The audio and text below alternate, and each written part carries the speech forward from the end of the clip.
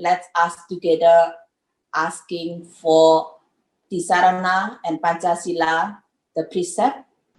Trước khi bắt đầu, chúng ta hãy xin quy y Tam Bảo và ngũ giới với Ngài Thiền Sư. Bây giờ, chúng ta hãy cùng nhau đọc. Okasa ahang bante samsara vata dukhato mochana thaya tisaranena saha pancasilang dhammang yacami anugahang katwa silang dethame bhante dutiyampi okasa ahang bhante sangsara vata dukhato mojana thaya tisaranena saha pancasilang dhammang yacami anugahang katwa silang dethame bhante tatiyampi okasa ahang bhante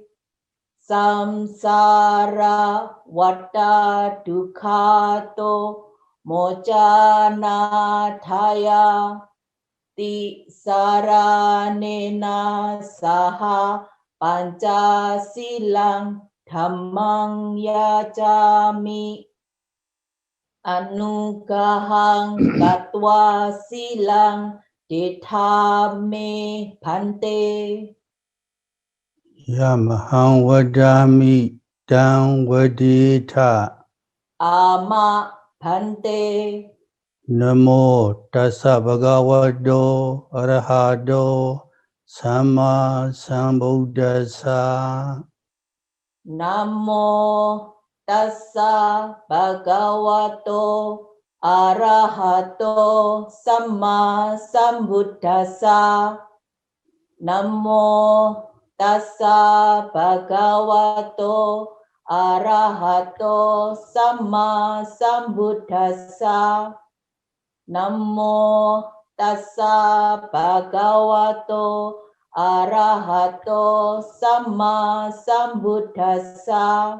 Buddhang saranang gacchami dhammang saranang gacchami sanghang saranang gacchami Buddham saranam gacchami, dhammam saranam gacchami, sangham saranam gacchami, dutiyampi buddham saranam gacchami, dutiyampi dhammam saranam gacchami, dutiyampi sangham saranam gacchami, tatiyampi buddham saranam gacchami, tatiyampi dhammam saranam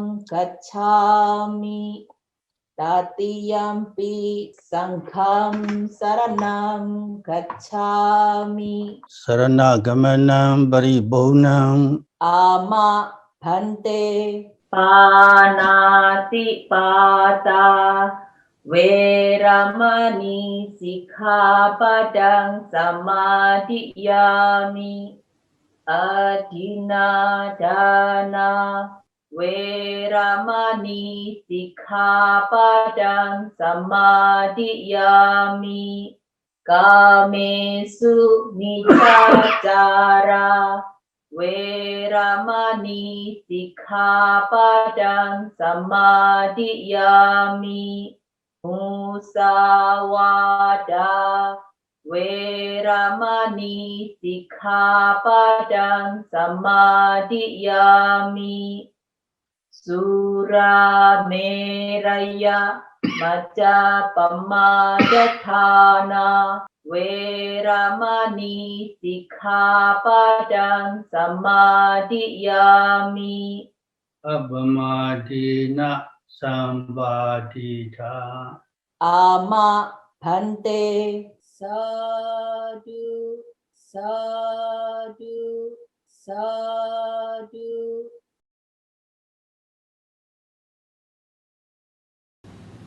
Today on June 26, 2022, I am going to continue the subject of last month's Dhammatalk on effort, Viriya, mindfulness, Sati, and concentration, Samadhi, based on the writings of the Venerable Mahasi Sayadaw. Hôm nay, ngày 26 tháng 6 năm 2022, Sư sẽ tiếp tục đề tài bài Pháp thoại tháng trước, nói về tinh tấn Viriya, niệm Sati và định Samādhi, dựa trên các bài giảng của Ngài Mahasi Sayadaw. I also would like to share 3 more things that are especially noteworthy from Mahasi Sayadaw that I think will be beneficial to your practice.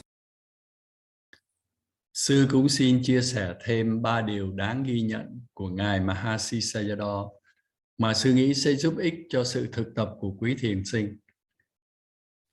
Number 1, the person who reaches Udiyabhyajnana knows the Four Noble Truths with Vipassana insight knowledge, because he knows then he is called body. They are causal factors of one who knows, because one is fulfilled with the enlightenment factors. One knows the Four Noble Truths. The strong arising of Vipassana insight knowledge is the cause for the fulfillment of the enlightenment factors such as Sati, Sambojjhanga. These are the causal factors for one who knows the Four Noble Truths. Only when these causal factors are complete can the enlightenment factors arise. Thứ nhất, người đạt đến Udayabhaya Nhana, tuệ sanh diệt, hiểu tứ diệu đế qua tuệ minh sát. Vì hiểu tứ diệu đế nên người ấy được gọi là Bodhi, người giác ngộ. Các giác chi là yếu tố nguyên nhân của người biết. Vì ai mà có được những yếu tố giác ngộ hay các giác kỳ nên người ấy hiểu tứ diệu đế. Sự sanh khởi của tuệ minh sát chín mùi là nguyên nhân để có được các giác chi, chẳng hạn như Sati Sambojjhanga. Đây là các yếu tố nguyên nhân để một người hiểu được tứ diệu đế. Chỉ khi nào các yếu tố nguyên nhân được hoàn thành thì các giác chi mới có thể sanh khởi. Number 2, if one has mindfulness, then the enlightenment factor of Sati arises. If one observes all the phenomena that arise at the 6 sense doors without missing, then Sati Sambojjhanga arises. When there is observation, the observed object is known, of course. One comes to know mental and physical phenomena correctly.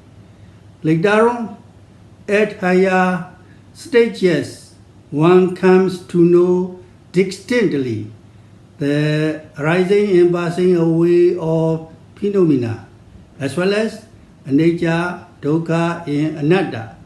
Knowledge arises. This is called Dhammatalk Sambojjhanga, the enlightenment factor of investigation of Dhamma. Thứ hai, nếu ai có chánh niệm thì niệm giác chi sanh khởi. Nếu ai quan sát tất cả các hiện tượng sanh khởi qua 6 cửa giác quan mà không thiếu sót thì Sati Sambojjhanga, niệm giác chi sanh khởi. Khi có sự quan sát, đối tượng quan sát dĩ nhiên được biết. Người ấy biết được các hiện tượng danh sắc một cách đúng đắn. Sau đó ở các tầng tuệ cao hơn, người ấy biết rõ ràng sự sanh diệt của các hiện tượng, cũng như biết vô thường, khổ và vô ngã. Đây gọi là Dhammatalk Sambojjhanga, trạch pháp giác chi, trí tuệ sanh khởi. Đây là Dhammatalk Sambojjhanga, trạch pháp giác chi của sự sáng suốt về pháp.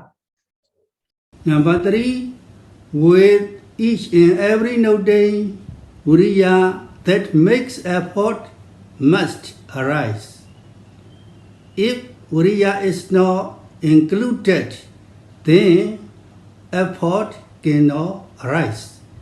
Noting and observation cannot take place. Later on, at the stage of Udayabaya Jnana, piti, joy, and passaddhi, tranquility arise. They are extremely good dhammas. Later on, with every noting, Samadhi Sambojjhanga that establishes the mind on the noted object arises.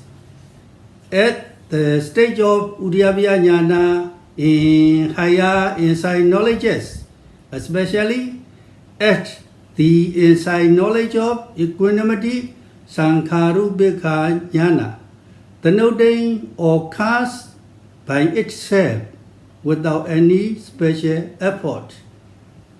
Upekha Sambojjhanga that observes with equanimity in knowledge arises. Thứ ba, trong từng ghi nhận một, Viriya, sự cố gắng hành thiền phải có mặt. Nếu không có Viriya thì không hành thiền và không có sự ghi nhận và quan sát. Sau này ở tầng Udayabaya Jnana, tuệ sanh diệt, piti, hỷ và passaddhi, khinh an sanh khởi.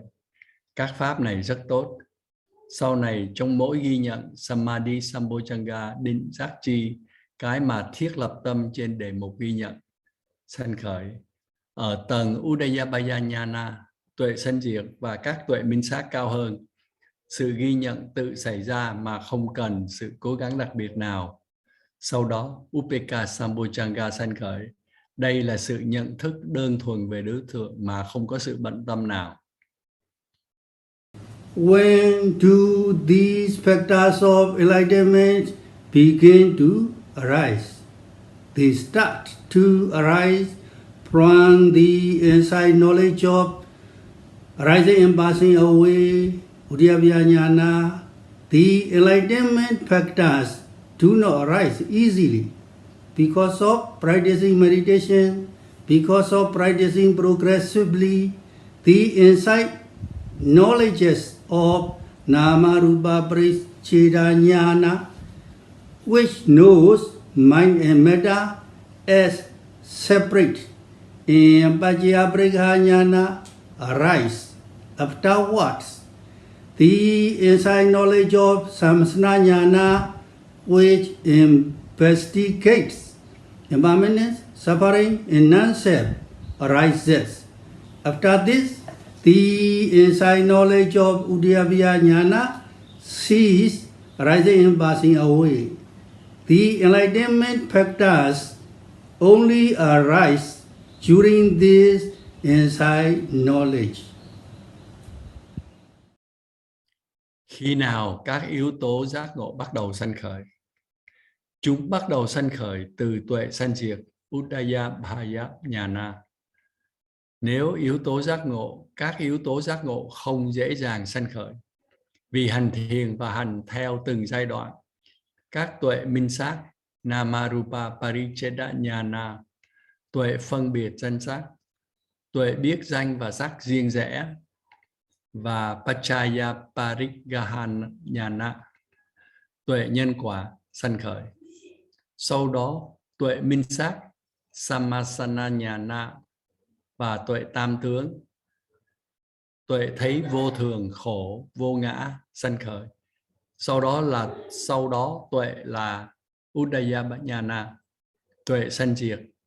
Các giác chi chỉ phát sanh khi có tuệ minh sát này. When do these factors of enlightenment start to arise from the inside knowledge of arising and passing away Udaya Jnana? The person who reaches Udaya Jnana knows the Four Noble Truths with Vipassana inside knowledge. Because he knows them, he is called body. They are causal factors of one who knows. Because one is fulfilled with the enlightenment factors, one knows the Four Noble Truths. The strong arising of Vipassana inside knowledge is the cause for the fulfillment of the enlightenment factors such as Sati Sambojjhanga. These are the causal factors for one who knows the Four Noble Truths. Only when these causal factors are complete can the enlightenment factors arise. Tại sao các giác chi bắt đầu phát sanh từ tuệ sanh diệt Udaya Bhaya Nhana? Người đạt đến tuệ Udaya Bhaya Nhana, tuệ sinh diệt, hiểu tứ diệu đế qua tuệ minh sát. Vì hiểu tứ diệu đế nên người ấy được gọi là Bodhi, người giác ngộ. Các giác chi là yếu tố nguyên nhân của người biết. Vì ai mà có được những yếu tố giác ngộ hay giác chi, người ấy hiểu tứ diệu đế. Sự sanh khởi của tuệ minh sát chín mùi là nguyên nhân để có được các giác chi, chẳng hạn như Sati Sambojjhanga. Đây là các yếu tố nguyên nhân để một người hiểu được tứ diệu đế. Chỉ khi nào các yếu tố nguyên nhân được hoàn thành thì các giác chi mới có thể sanh khởi. A person can see only when he has eyes. If he does not have eyes, then he cannot see. A person can hear sounds only when he has ears. If he does not have ears, then he cannot hear. It is just like this. In order to know the Four Noble Truths, there are the causal factors of Sati Sambojjhanga, etc. Only when one reaches Viriya Jnana and is fulfilled with Sati, etc., can one know the Four Noble Truths. Therefore, the enlightenment factors are a component part of one who knows. Người ta chỉ thấy được khi có đôi mắt. Nếu ai không có mắt, người ấy không thể thấy. Người ta chỉ nghe được khi có đôi tai. Nếu ai không có tai, người ấy không thể nghe. Đó chỉ là như vậy. Để hiểu tứ diệu đế, phải có các yếu tố nguyên nhân như Sati Sambojjhanga, niệm giác chi vân vân. Chỉ khi nào đạt đến tuệ Udaya Bhaya Nhana, tuệ sanh diệt, và có được Sati Sambojjhanga, niệm giác chi vân vân, thì người ấy mới hiểu tứ diệu đế. Do đó, các yếu tố giác ngộ là một thành phần hay đặc tính của người biết tứ diệu đế. what is the meaning of Bojjhanga? Bodhisattva Engo Bojjhanga. Engo, the causal factor, Bodhisattva, of one who knows the Four Noble Truths. Bojjhanga, the causal factor of one who knows the Four Noble Truths.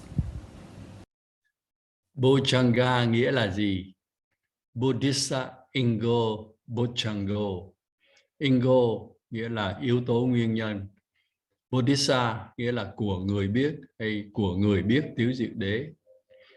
Bojjhanga có nghĩa là yếu tố nguyên nhân của người biết tứ diệu đế. Bojjhanga means the causal factor of one who knows the Four Noble Truths. It is a causal factor of one who knows the Four Noble Truths. If one is fulfilled with this causal factor, then one can know the Four Noble Truths. If one is not fulfilled with this causal factor, then one does not know the Four Noble Truths. A person who knows the Four Noble Truths has this causal factor because he is fulfilled with the enlightenment factors of Sati, Sambojjhanga, etc. It is said thus. Bojjhanga nghĩa là yếu tố nguyên nhân của người biết tứ diệu đế. Nếu ai có được yếu tố nguyên nhân này thì người ấy hiểu tứ diệu đế. Nếu ai không có yếu tố nguyên nhân này thì người ấy không hiểu tứ diệu đế. Ai hiểu tứ diệu đế, người ấy ắt phải có yếu tố nguyên nhân này, vì người ấy có các yếu tố giác ngộ như Sati, Sambojjhanga, vân vân. Ý nghĩa là như vậy. What is another meaning of Bojjhanga? The component part of one who knows the Four Noble Truths is also called Bojjhanga. According to another method of definition, Bojjhanga is the component part of one who knows the Four Noble Truths. Starting from Udayabhya Jnana, with each and every note, one knows the Four Noble Truths with Vipassana insight knowledge. One knows the Four Noble Truths only when one is fulfilled with the causal factors. One knows then only when one is fulfilled with these component parts. Bojjhanga còn có nghĩa gì khác? Yếu tố nguyên nhân hay đặc tính của người hiểu tứ diệu đế còn được gọi là Bojjhanga. Theo một cách định nghĩa khác, Bojjhanga là đặc tính của người hiểu tứ diệu đế, bắt đầu từ Udayabhaya Jnana. Trong từng ghi nhận, người ấy hiểu tứ diệu đế bằng tuệ minh sát. Một người chỉ hiểu được tứ diệu đế khi người ấy có những đặc tính nguyên nhân. Một người chỉ hiểu được tứ diệu đế khi người ấy có được những thành phần này. Therefore, they are called Bojjhanga. There are 7 causes of a person who knows the Four Noble Truths. There are these 7. Sati, Sambojjhanga, the enlightenment factor of mindfulness. Dhammatalk Sambojjhanga, the enlightenment factor of investigation of Dhamma. Viriya Sambojjhanga, the enlightenment factor of effort. Piti Sambojjhanga, the enlightenment factor of joy. Pasadi Sambojanga, the enlightenment factor of tranquility. Samadhi Sambojanga, the enlightenment factor of concentration. And Ubekha Sambojanga, the enlightenment factor of equanimity. Do đó chúng được gọi là Bojjhanga. Có 7 nguyên nhân của người hiểu tứ diệu đế. Đó là Sati Sambojjhanga, niệm giác chi, Dhamma Vichaya Sambojjhanga, trật giác chi, Viriya Sambojjhanga, tinh tấn giác chi, Piti Sambojjhanga, hỷ giác chi, Passaddhi Sambojjhanga, khinh năng giác chi, Samādhi Sambojjhanga, định giác chi, và Upekkha Sambojjhanga, xả giác chi. Yet another method of definition is these causal factors can also know by themselves. The group of these 7 factors can also know. The group of factors is explained as knowledge. The knowledge of the Four Noble Truths is called body. Body means the group of dhammas that know the Four Noble Truths. Among these dhammas, the separate parts, one by one, are called Bojjhanga. Tuy nhiên, có một phương pháp định nghĩa khác là các đặc tính cũng có thể tự chúng hiểu biết. Các nhóm của 7 yếu tố này cũng có thể biết. Cái nhóm yếu tố được giải thích là sự hiểu biết. Sự hiểu biết về tứ diệu đế được gọi là Bodhi. Bodhi ở đây có nghĩa là nhóm pháp mà hiểu tứ diệu đế. Trong các pháp này, các thành phần riêng biệt từng cái một được gọi là Bojjhanga. How do the Bojjhanga arise? For one who has Sati, mindfulness, knowledge, Dhamma Vijaya appears, as well as Viriya, Piti, Passaddhi, Samadhi, then arise and Upekkha. Làm sao Bojjhanga sanh khởi? Ai có Sati, niệm, trật pháp hiện ra, cũng như Viriya, Piti, Passaddhi, Viriya, Piti, Samadhi sau đó phát sanh và Upekkha. If one has mindfulness, then the enlightenment factor of Sati rises. If one observes all the phenomena that arise at the 6 sense doors without missing, then Sati Sambojjhanga rises. When there is observation, the observed object is known, of course. One comes to know mental and physical phenomena correctly. Later on, at higher stages, one comes to know distinctly the arising and passing away of phenomena, as well as anicca, dukkha, and anatta. Knowledge arises. This is called Dhamma Vijaya Sambojjhanga, the enlightenment factor of investigation of Dhamma. Nếu ai có chánh niệm thì niệm giác chi sanh khởi. Nếu ai quan sát tất cả các hiện tượng sanh khởi qua 6 cửa giác quan mà không thiếu sót thì Sati Sambojjhanga, niệm giác chi sanh khởi. Khi có sự quan sát, đối tượng quan sát dĩ nhiên được biết. Người ấy biết được các hiện tượng danh sắc một cách đúng đắn. Sau đó, ở các tầng tuệ cao hơn, người ấy biết rõ ràng sự sanh diệt của các hiện tượng, cũng như biết vô thường, khổ và vô ngã. Đây gọi là Dhamma Vichaya Sambojjhanga, trật pháp giác chi. Trí tuệ sanh khởi, đây gọi là Dhamma Vichaya Sambojjhanga, trệt pháp giác chi của sự thấu đáo về pháp. With each and every noting, Viriya that makes effort must arise. If Viriya is not included, then effort cannot arise. Noting and observation cannot take place. Later on, at the stage of Viriya, piti, joy, and passaddhi, tranquility arise. They are extremely good dhammas.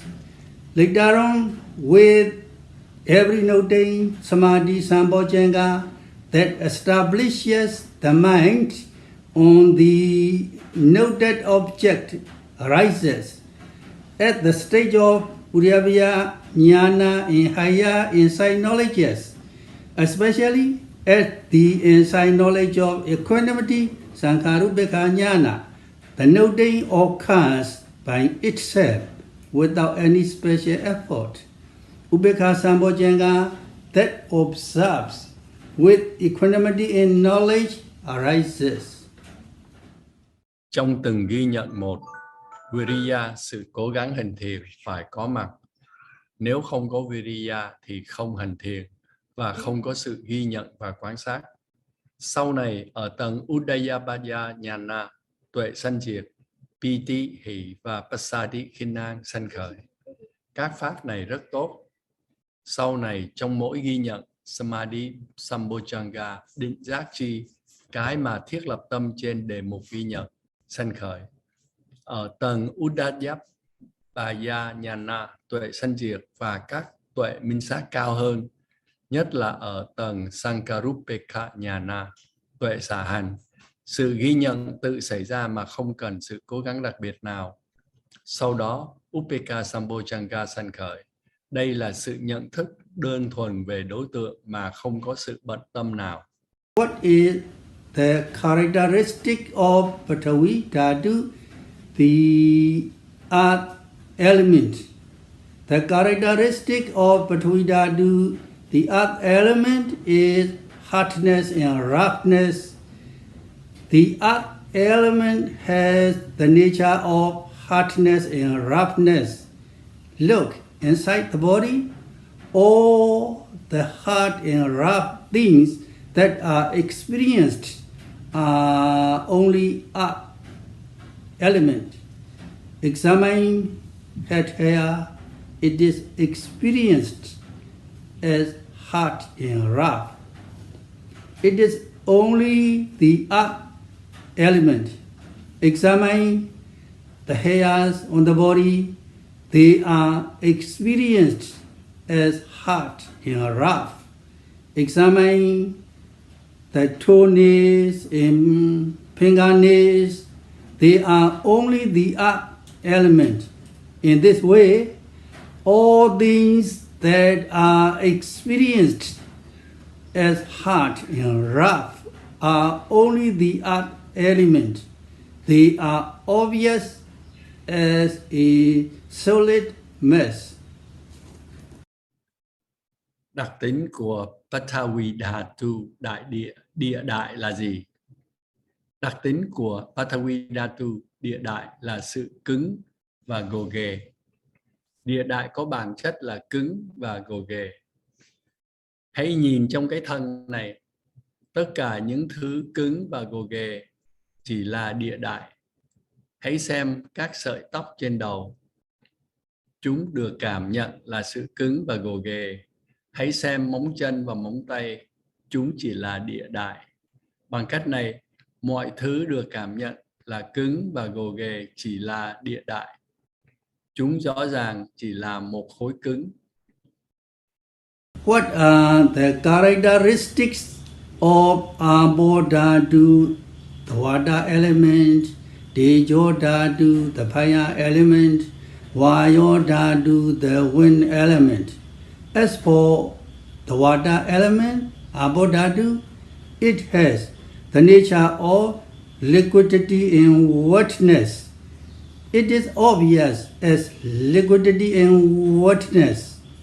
As for the fire element, Tejodhatu, it is heat.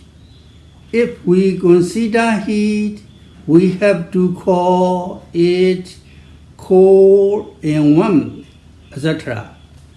The nature of heat, warm, cold is the fire element. As for the air element, Vayodhatu, it supports, it is stiff. If one experiences stiffness, it is only the air element. This is just the natural quality. Đặc tính của Apodhatu thủy đại, Tejodhatu hỏa đại, Vayodhatu phong đại là gì? Đối với Apodhatu thủy đại, bản chất của nó là sự lỏng và ướt. Đối với Tejodhatu hỏa đại, đó là sự nóng. Nếu chúng ta nói đến nóng thì chúng ta cũng phải nói đến lạnh và ấm, vân vân. Bản chất nóng, lạnh, ấm là hỏa đại. Đối với Vayodhatu phong đại, đó là sự nâng đỡ, sự căng cứng. Nếu ai kinh nghiệm sự căng cứng, đó là phong đại. Đây chỉ là phẩm chất tự nhiên. There are two kinds of characteristic, lakkhana, natural characteristic, and universal savanya characteristic.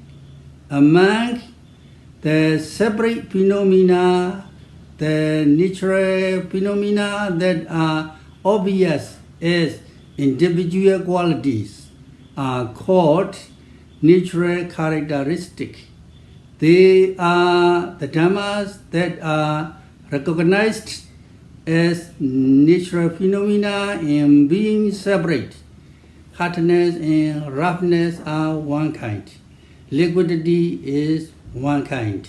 Heat and cold are one kind. Stiffness and support are one kind.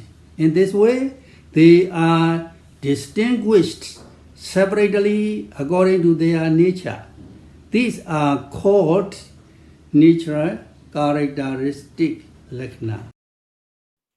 Có hai loại đặc tính lakkhana, đặc tính tự nhiên và đặc tính phổ thông, samanya. Trong số các hiện tượng riêng biệt, các hiện tượng tự nhiên mà rõ ràng như các đặc tính riêng được gọi là đặc tính tự nhiên. Đây là các pháp được xem như là các hiện tượng tự nhiên và riêng biệt. Cứng và gồ ghề là một loại, sự lỏng lẻo là một loại, nóng và lạnh là một loại, sự căng cứng và sự nâng đỡ là một loại. Bằng cách này, chúng ta phân biệt riêng biệt tùy thuộc theo bản chất của chúng. Những cái này được gọi là đặc tính tự nhiên, lakkhana. What is the characteristic of mentality? Mentality also has its nature. Mind is that which knows an object. That is characteristic. Its nature is to be able to know an object. Knowing an object is its nature. The contact between the object and the mind is contact phasa. Remembering the object is perception sanya. The nature of experiencing the object as good or bad is feeling Viriya. Wanting and liking are great, lobha. These are natural phenomena, the individual qualities. They are only characteristics, lakkhana. Đặc tính của tâm là gì? Tâm cũng có bản chất của nó. Tâm là cái biết đối tượng. Đó là đặc tính của nó. Bản chất của nó là có thể biết được đối tượng. Biết đối tượng là bản chất của nó. Sự đụng chạm giữa đối tượng và tâm là xúc, phasa. Nhớ lại đối tượng là tưởng, sanya. Bản chất của sự trải nghiệm đối tượng là tốt hay xấu là cảm thọ, vedana. Muốn và thích là tham, lobha. Đây là những hiện tượng tự nhiên, những phẩm chất cá nhân. Chúng chỉ là đặc tính Lakkhana. What is the characteristic of Sati mindfulness? Upadana Lakkhana Sati. Sati mindfulness, Upadana Lakkhana, has the characteristic of staying on the object after sticking onto it, or it has the nature of remembering. This means Sati must remember the object, as it has the nature of sticking onto and staying on the object. When practicing Vipassana, the object and the noting mind stick together concurrently with every observation. It is as though the noting mind stays on the object. Sati has the nature of being aware, the nature of not forgetting. This is called Upadana Lakkhana. Đặc tính của Sati, chánh niệm là gì? Upadana Lakkhana Sati. Sati là chánh niệm. Upadana Lakkhana có đặc tính ở lại trên đối tượng sau khi bám sát vào nó, hoặc có bản chất nhớ lại.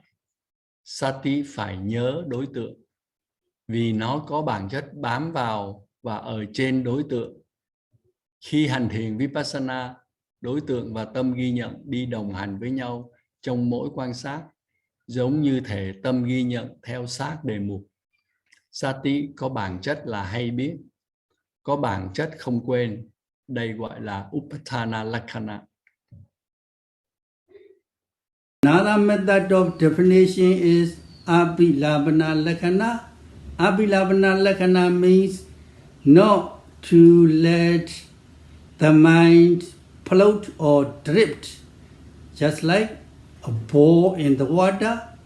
If the ball has air inside, it will not sink into the water. It will float around on the surface. If one throws a stone or iron rod with substance that has no air inside into the water, it will sink immediately. Một định nghĩa khác là Apilapana Lakkhana. Apilapana Lakkhana có nghĩa là không để tâm trôi nổi hoặc rút ra khỏi đề mục. Tựa như trái banh, nếu banh có không khí bên trong, nó sẽ không chìm vào nước, nó sẽ trôi bập bềnh trên mặt nước. Nếu ta ném một hòn đá hay một thanh sắt vào nước, nó sẽ chìm xuống ngay lập tức. This way, the nature of Sati is to not let the mind float or drift, not to let the mind go outside, not to let the mind wander outside of one's body, to let the mind sink into the object, because this is scriptural language. These are difficult to remember. Giống như vậy, bản chất của Sati là không để tâm nằm bấp bênh hoặc rút ra khỏi đề mục, không để tâm chạy ra ngoài, không để tâm đi lang thang ngoài cái thân của mình, để tâm chìm sâu trong đề mục. Vì đây là ngôn ngữ sách vở, nên những điều này khó nhớ. What is the characteristic of Sati Sambojjhanga in Burmese? However, we say it does not miss anything and wait and catches the object. This is obvious. It means not to let the mind miss observing phenomena every time they rise and appear. When an object arises, one notices it immediately. When another object appears, one notices it again. If a visible object appears, one notices it. If a sound rises, one notices it. It has the nature of being aware after turning to the object. This is Sati mindfulness. We can say that it stays on the object after sticking onto it. It does not let the mind wander off outside. Đặc tính của Sati Sambojjhanga, niệm giác chi là gì? Bên Miến Điện chúng ta có câu: nó không bỏ sót bất cứ cái gì và luôn đợi để chụp bắt đối tượng. Đây có nghĩa là không để tâm bỏ sót các hiện tượng đang ghi nhận mỗi khi chúng phát sanh và hiện ra. Khi một đối tượng sanh khởi, ta ghi nhận nó ngay lập tức. Khi một đối tượng khác sanh khởi, ta cũng liền ghi nhận nó. Nếu một đối tượng có thể nhìn thấy xuất hiện, ta liền ghi nhận nó.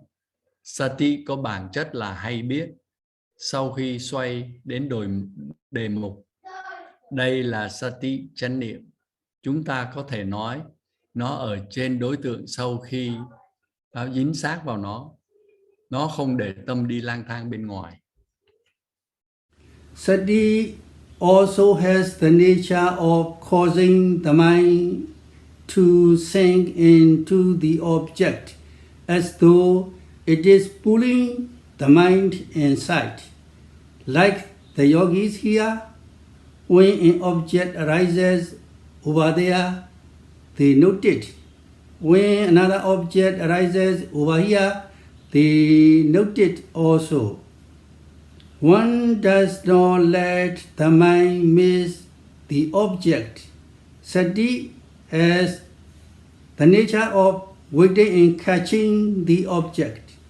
Therefore, it is said, it does not miss anything and waits and catches the object. This is the characteristic of Sati Sambojjhanga. It does not miss anything and waits and catches the object. Sati cũng có bản chất khiến tâm chìm vào đối tượng, như thể nó đang kéo tâm vào bên trong. Như các thiền sinh ở đây, khi một đối tượng vừa sanh khởi ở đây, họ ghi nhận nó. Khi một đối tượng vừa sanh khởi ở kia, họ cũng ghi nhận nó. Họ không để tâm bỏ sót một đối tượng nào. Sati có bản chất đợi và chụp bắt đối tượng. Do đó có câu nói rằng nó không bỏ sót bất cứ cái gì và luôn đợi để chụp bắt đối tượng. Đây là đặc tính của Sati Sambojjhanga. Nó không bỏ sót bất cứ cái gì và luôn đợi để chụp bắt đối tượng. What is the function of Sati mindfulness? Asamosa rasa. Its function is not to forget. This means that Sati does not forget. Sati does not forget to note whatever phenomena that are rising and passing away. It must not forget phenomena every time they arise and pass away. To remember everything is its function, its job, and its work. Rasa means function or job. The function of mindfulness is not to forget phenomena that are arising and passing away. It does not forget whatever phenomena that are arising and passing away. Chức năng của Sati chánh niệm là gì? Asamo sanarasa, chức năng của nó là không quên. Đây có nghĩa là Sati không quên. Sati không quên ghi nhận bất cứ hiện tượng nào đang sanh và diệt. Nó không được quên các hiện tượng mỗi khi chúng sanh và diệt. Nó nhớ tất cả là chức năng của nó, phận sự của nó và công việc của nó. Rasa nghĩa là chức năng hay công việc.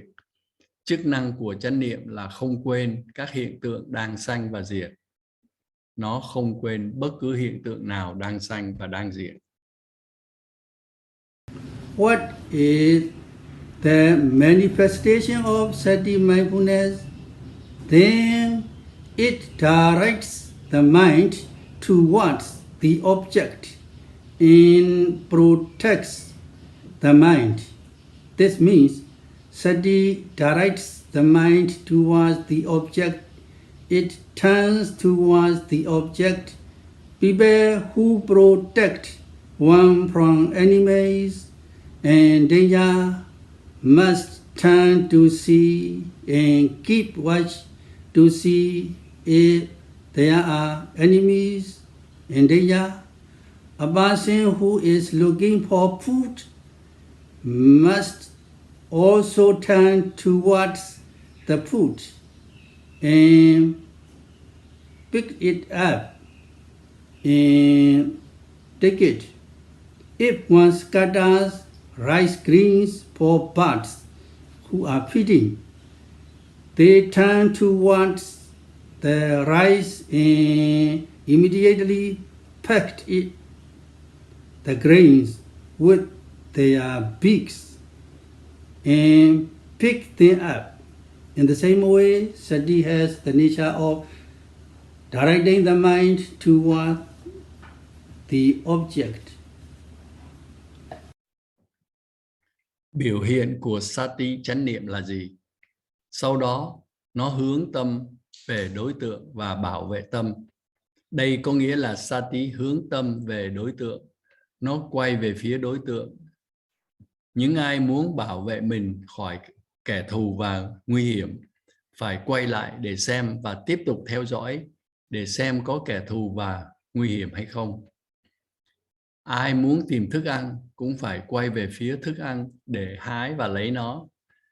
Nếu có ai giải thóc cho chim đang kiếm ăn, chúng quay về phía thóc và dùng mỏ để mổ ngay các hạt thóc và nhặt chúng lên. Cũng vậy, Sati có bản chất hướng tâm về đối tượng.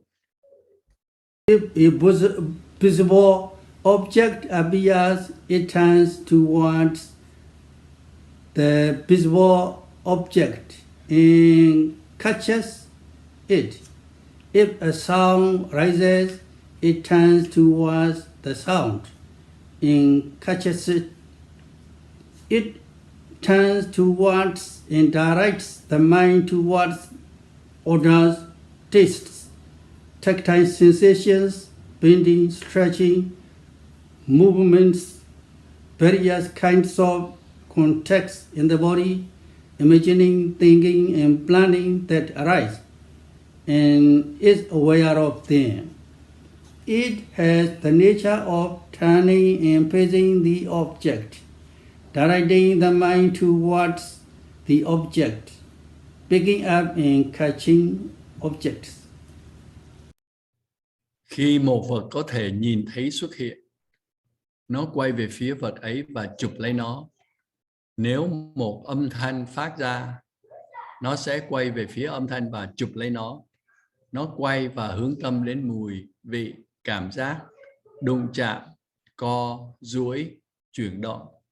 Các loại đụng chạm khác nhau trong cơ thể, tưởng tượng, suy nghĩ và lập kế hoạch đang phát sinh và nhận biết chúng. Nó có bản chất xoay lại và hướng về đối tượng, hướng tâm về đối tượng, lấy và bắt đối tượng. Therefore, Visaya Bimukhi Bhava Satipatthana, it directs the mind towards the object. It is obvious to the yogi as turning and facing the object. This is called Satipatthana manifestation.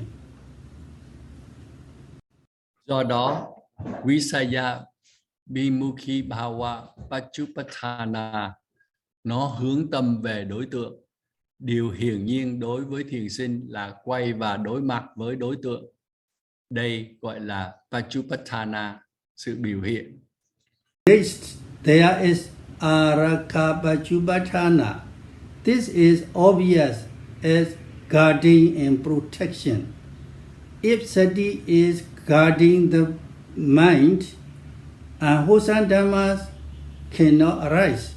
Wholesome dhammas can arise. Kế tiếp là Arakapachupatthana. Đây là canh gác và bảo vệ. Nếu Sati đang canh giữ tâm thì các pháp bất thiện không thể phát sanh. Chỉ có các pháp thiện mới có thể phát sinh. Why does unwholesomeness arise? If Sati does not guard and protect one, and if one does not have mindfulness, because one may say things that are not suitable, unwholesomeness arises because one may think things that are not suitable. Unwholesomeness arises because one does not note and observe what is suitable to note and observe, because one forgets. Unwholesomeness arises. This is called avijja, ignorance. Tại sao sự bất thiện lại phát sinh? Nếu Sati không canh giữ và bảo vệ ta, nếu ta không có chánh niệm, vì ta có thể nói những điều không thích nghi nên sự bất thiện sanh khởi. Vì ta không ghi nhận và quan sát những gì thích hợp để ghi nhận và quan sát, vì ta quên nên bất thiện sanh khởi. Đây gọi là avijja, vô minh. It does not miss anything and waits and catches the object characteristic lakkhana. It does not forget whatever phenomena that are arising in passing away, function, rasa. It directs the mind towards the object and protects the mind manifestation, Satipatthana. University is called Bojjhanga. Nó không bỏ sót bất cứ cái gì và luôn đợi để chụp bắt đối tượng. Đặc tính Lakkhana.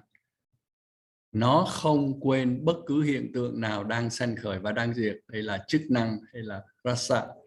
Nó hướng tâm về đối tượng và bảo vệ tâm, hay là sự biểu hiện, hay là Satipatthana.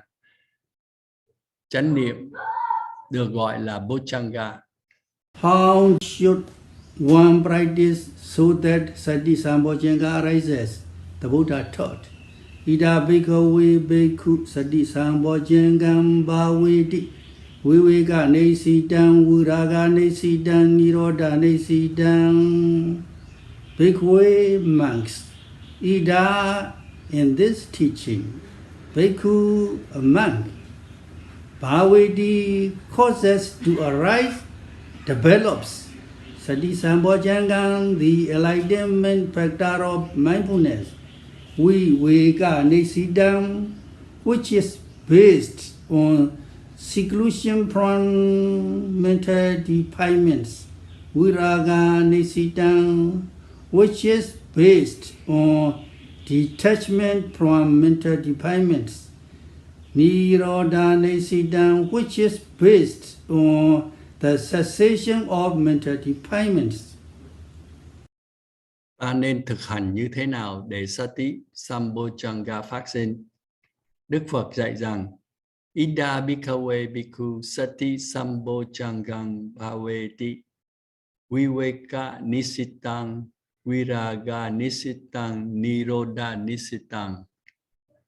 Bhikkhave, này chư tỳ kheo, Ida trong pháp môn này, Bhikkhu vị tỳ kheo, bhaveti làm sanh khởi phát triển, Sati Sambojjhangam niệm giác chi, viveka nisitang dựa trên sự ẩn náu xa những phiền não, Viraga Nisitang, dựa trên sự tách rời khỏi những phiền não. Nirodha Nisitang, dựa trên sự chấm dứt của phiền não. One should develop mindfulness that is aware every time phenomena arise at the six sense doors. One should develop Sati Sambojjhanga. What kind of Sati? It is Sati based on Viveka. There are 5 kinds of Viveka. Temporary seclusion, the Danga Viveka. Seclusion through suppression, Vaikambana Viveka. Seclusion through uprooting, Samocheda Viveka. Seclusion by escape, Nisarana Viveka. And seclusion by tranquilization, Patipasati Viveka. Ta nên phát triển chánh niệm để nhận biết mỗi khi các hiện tượng phát sinh qua 6 cửa giác quan. Ta nên phát triển Sati Sambojjhanga. Loại Sati nào? Loại Sati dựa trên Viveka. Có 5 loại Viveka. Ẩn dật, tạm thời. Tadanga Viveka, ẩn dật thông qua đè nén. Vikambana Viveka, ẩn dật bằng cách nhổ, tận rễ. Samucheda Viveka, ẩn dật bằng cách trốn thoát. Nisarana Viveka, và ẩn dật bằng cách tĩnh tâm. Patipasadi Viveka. Due to the time constraint, I will stop Dhammatalk here. Before we conclude this Dhammatalk, let us recite again 3 things that are especially noteworthy from Mahasi Sayadaw, which were given in the beginning. Vì thời gian có hạn nên sư xin ngừng ở đây. Trước khi chấm dứt, chúng ta hãy cùng đọc lại lần nữa 3 điều đáng ghi nhận dựa trên các bài giảng của Ngài Mahasi Sayadaw mà sư đã nói lúc ban đầu. Number 1, the person who reaches Viriya knows the Four Noble Truths with Vipassana insight knowledge, because he knows then he is called body. They are causal factors of one who knows, because one is fulfilled with the enlightenment factors. One knows the Four Noble Truths. The strong arising of Vipassana insight knowledge is the cause for the fulfillment of the enlightenment factors such as Sati Sambojjhanga. These are the causal factors for one who knows the Four Noble Truths. Only when these causal factors are complete can the enlightenment factors arise. Thứ nhất, người đạt đến Udayabbayanyana, tuệ sanh diệt, hiểu tứ diệu đế qua tuệ minh sát. Vì hiểu tứ diệu đế nên người ấy được gọi là Bodhi, người giác ngộ. Các giác chi hay yếu tố nguyên nhân của người biết. Vì ai mà có được những yếu tố giác ngộ hay giác chi nên người ấy hiểu tứ diệu đế. Sự sanh khởi của tuệ minh sát chín mùi là nguyên nhân để có được các giác chi, chẳng hạn như Sati Sambojjhanga. Đây là các yếu tố nguyên nhân để một người hiểu được tứ diệu đế. Chỉ khi nào các yếu tố nguyên nhân được hoàn thành thì các giác chi mới có thể sanh khởi. Number 2, if one has mindfulness, then the enlightenment factor of Sati arises. If one observes all the phenomena that arise at the 6 sense doors without missing. Then Sati Sambojjhanga arises. When there is observation, the observed object is known, of course. One comes to know mental and physical phenomena correctly. Later on, at higher stages, one comes to know distinctly the rising and passing away of phenomena, as well as anicca, dukkha, and anatta. Knowledge arises. This is called Dhammatalk Sambojjhanga, the enlightenment factor of investigation of Dhamma. Thứ hai, nếu ai có chánh niệm thì niệm giác chi sanh khởi. Nếu ai quan sát tất cả các hiện tượng sanh khởi qua 6 cửa giác quan mà không thiếu sót thì Sati Sambojjhanga, niệm giác chi sanh khởi. Khi có sự quan sát, đối tượng quan sát dĩ nhiên được biết. Người ất biết được các hiện tượng danh sắc một cách đúng đắn. Sau đó, ở các tầng tuệ cao hơn, người ấy biết rõ ràng sự sanh diệt của các hiện tượng, cũng như biết vô thường, khổ và vô ngã.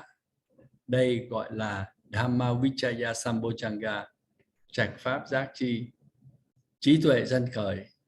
Đây gọi là Dhammatalk Sambojjhanga, trạch pháp giác chi của sự sáng suốt về pháp. Number 3, with each and every note, Viriya that makes effort must arise. If Viriya is not included, then effort cannot arise. Noting and observation cannot take place. Later on, at the stage of Uddiyabhya Jnana, piti, joy, and passaddhi, tranquility arise. They are extremely good dhammas. Later on, with every noting, Samādhi Sambojjhanga that establishes the mind on the noted object arises. At the stage of Uddiyabhya Jnana in higher insight knowledges, especially at the insight knowledge of equanimity, Sankharupekha Jnana, the noting occurs by itself without any special effort. Upekha Sambojjhanga that observes with equanimity in knowledge arises. Trong từng ghi nhận một, Viriya, sự cố gắng hành thiền phải có mặt. Nếu không có Viriya thì không hành thiền và không có sự ghi nhận và quan sát. Sau này, ở tầng Uddiyabhya Jnana, tuệ sanh diệt, piti, hỷ và passaddhi, khinh an sanh khởi. Các pháp này rất tốt. Sau này, trong mỗi ghi nhận, Samādhi Sambojjhanga, định giác chi, cái mà thiết lập tâm trên đề mục ghi nhận, sanh khởi. Ở tầng Uddiyabhya Jnana, tuệ sanh diệt và các tuệ minh sát cao hơn, nhất là ở tầng Sankharupekha Jnana, tuệ xả hành, sự ghi nhận tự xảy ra mà không cần sự cố gắng đặc biệt nào. Sau đó, Upekha Sambojjhanga sanh khởi. Đây là sự nhận thức đơn thuần về đối tượng mà không có sự bận tâm nào.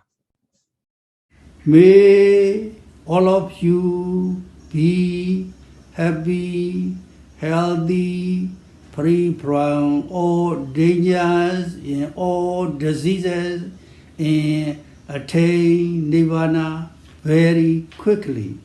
Sadhu, sadhu, sadhu.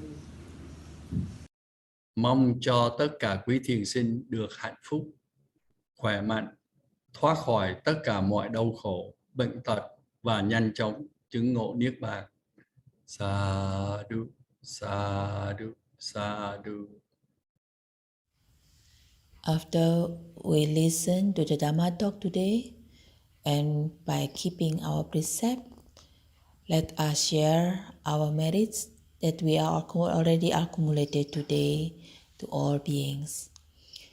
Let us recite together. Bây giờ sau khi mà chúng ta đã nghe bài pháp thoại và chúng ta đã giữ giới, chúng ta hãy chia phước báu mà chúng ta vừa mới gặt hái được với tất cả các chúng sinh. Bây giờ chúng ta hãy đọc chung với nhau cái bài chia phước báu này. Idang me punyang asavakaya wahang hotu. Idang me punyang nibbanasa pacayo hotu. Imang no punya bhagang Sabasatanang Dema Sabe Satta Sukhita Bhavantu. Sadhu,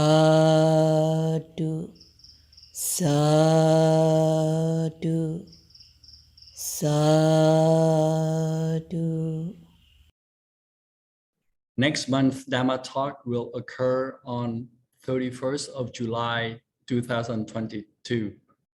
Buổi pháp thoại cho tháng sau sẽ được diễn ra vào ngày 31 tháng 7 năm 2022 giờ Việt Nam.